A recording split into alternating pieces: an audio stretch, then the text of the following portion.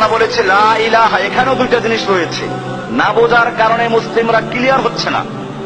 লা ইলাহা মানে কোন ইলাহা নেই। ইলাহা মানে কি?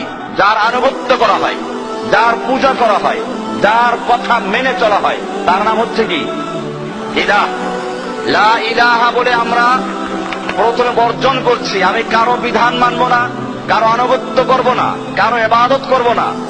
এরপরে বলছি ইল্লাল্লাহ, একমাত্র আল্লাহ ছাড়া।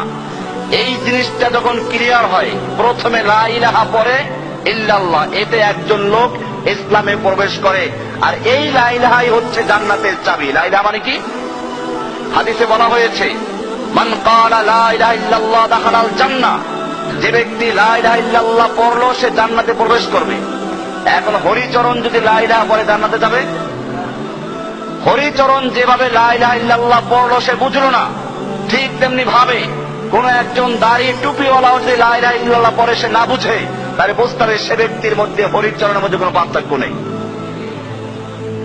হরিচরণ যেরকম লা ইলাহা ইল্লাল্লাহ পড়ে এরপরে মূর্তির সামনে সিজদা করে, ঠিক সেরকম ভাবে একজন লোক মুসলিম দাবি করে আব্দুর রহমান নাম নিয়ে লা ইলাহা ইল্লাল্লাহ পড়ে কবরে গিয়ে সিজদা করে।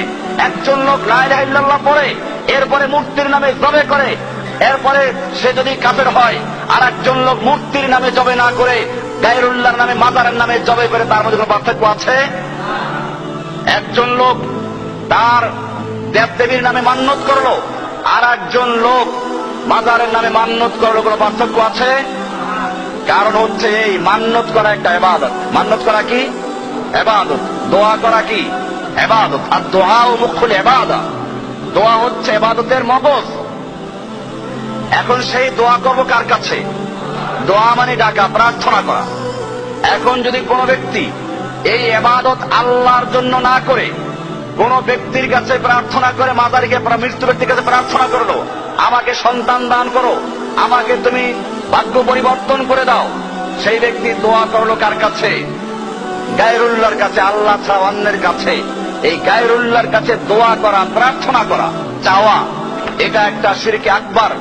এই ব্যক্তি যদিও লা ইলাহা ইল্লাল্লাহ বলে, তারপরেও তার মধ্যে আর হরে কৃষ্ণ হরে রামের মধ্যে কোনো পার্থক্য নেই।